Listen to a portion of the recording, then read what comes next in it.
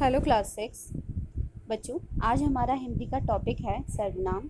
हम सर्वनाम की परिभाषा और उसके भेदों के बारे में जानेंगे कि सर्वनाम के कितने भेद होते हैं और उन भेदों का यानी कि उन सर्वनाम के भेदों का प्रयोग कहाँ कहाँ होता है। Hello dear all, welcome to our channel Smart Indian Model School. Smart Indian Model School present Smart Indian EduFun classes. EduFun online classes includes course studies of playgroup to class 12, emotional and communication skills, happiness classes and DIY activities. सर्वनाम। बच्चों, आज मैं आपको सर्वनाम समझाऊंगी। सर्वनाम क्या होता है ये तो आप सब अपनी पिछली कक्षाओं से पढ़ते ही आ रहे हैं। आज हम इसे और विस्तार से पढ़ेंगे। बच्चों, संज्ञा के स्थान पर प्रयोग किए जाने वाले शब्द सर्वनाम कहलाते हैं। सर्वनाम का प्रयोग कैसे किया जाता है ये समझने के लिए आइए एक चित्र को देखते हैं और कुछ वाक्यों को पढ़ते हैं। ये सुमित है। सुमित मेरा सबसे अच्छा मित्र है। उसके पिताजी डॉक्टर हैं। उसकी माताजी और मेरी माताजी एक ही विद्यालय में अध्यापिका हैं। वे दोनों अच्छी सहेलियां हैं। उनका परिवार अक्सर हमारे घर पर आता है। हम भी उनके घर जाते हैं।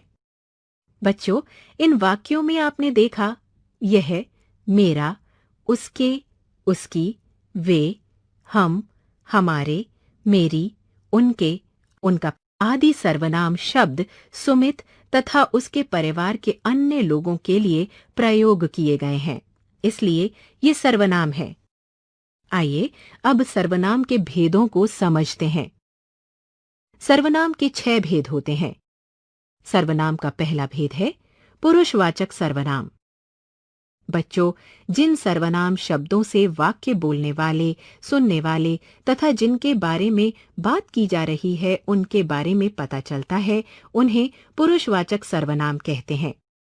जैसे मैं, हम, तुम, तू, वह, वे आदि। बच्चों, पुरुषवाचक सर्वनाम 3 प्रकार के होते हैं। पहला, उत्तम पुरुषवाचक। जिन सर्वनाम शब्दों को बोलने या लिखने वाला अपने लिए प्रयोग करता है वे उत्तम पुरुष कहलाते हैं। जैसे मैं, हम, मेरा, हमारा आदि। इनके कुछ वाक्य पढ़ते हैं। मैंने खाना खा लिया। हमारा घर बगीचे के सामने है। इन वाक्यों में मैंने तथा हमारा सर्वनाम शब्द वक्ता यानी कि बोलने वाला अपने लिए प्रयोग कर रहा है, इसलिए ये सर्वनाम उत्तम पुरुषवाचक है। दूसरा पुरुषवाचक सर्वनाम है मध्यम पुरुषवाचक। बच्चों, बोलने वाला, सुनने वाले के लिए जिन सर्वनाम शब्दों का प्रयोग किया जाता है वे मध्यम पुरुषवाचक कहलाते हैं। जैसे तुम, तू, तुम्हारा, तुम्हें, आप। तुमने मुझे बुलाया।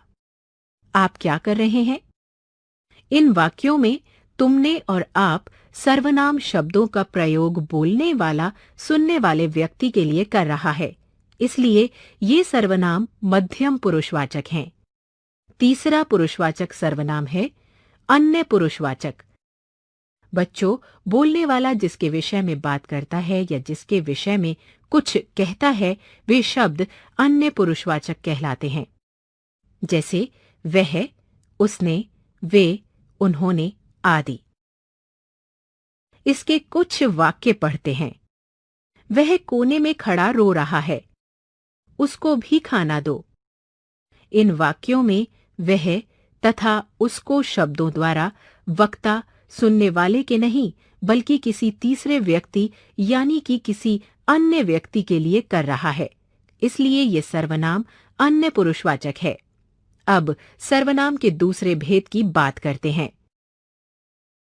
सर्वनाम का दूसरा भेद निश्चयवाचक या संकेतवाचक सर्वनाम। बच्चों, जिन सर्वनाम शब्दों द्वारा किसी व्यक्ति, वस्तु या घटना आदि का निश्चित पता चलता है वे निश्चयवाचक सर्वनाम कहलाते हैं। जैसे इसने ही खाना बनाया है, मैं कपड़े उससे ही धुलवाऊंगा। इन वाक्यों में इसने सर्वनाम से खाना किसने बनाया है इसका निश्चित पता चल रहा है। उससे सर्वनाम द्वारा कपड़े किससे धुलवाने हैं इस बात का निश्चित रूप से पता चल पा रहा है। इसलिए इसने तथा उससे निश्चयवाचक सर्वनाम है। सर्वनाम का तीसरा भेद है अनिश्चयवाचक सर्वनाम। बच्चों, जो सर्वनाम शब्द किसी व्यक्ति, वस्तु, स्थान या घटना का निश्चित बोध नहीं करा पाते, वे अनिश्चयवाचक सर्वनाम कहलाते हैं। जैसे लगता है वह किसी से बातें कर रहा है। दरवाजे पर कोई खड़ा है। बच्चों, इन वाक्यों में किसी सर्वनाम द्वारा किससे बातें की जा रही हैं इस बात का ठीक ठीक या निश्चित रूप से पता नहीं चल पा रहा है। दूसरे वाक्य में कोई सर्वनाम से दरवाजे पर कौन खड़ा है ये पता नहीं चल पा रहा है। इसलिए किसी तथा कोई अनिश्चयवाचक सर्वनाम है। सर्वनाम के चौथे भेद को समझते हैं। सर्वनाम का चौथा भेद है संबंधवाचक सर्वनाम। बच्चों, जो सर्वनाम शब्द वाक्य में आए दूसरे सर्वनाम शब्दों से संबंध बताते हैं वे संबंधवाचक सर्वनाम कहलाते हैं।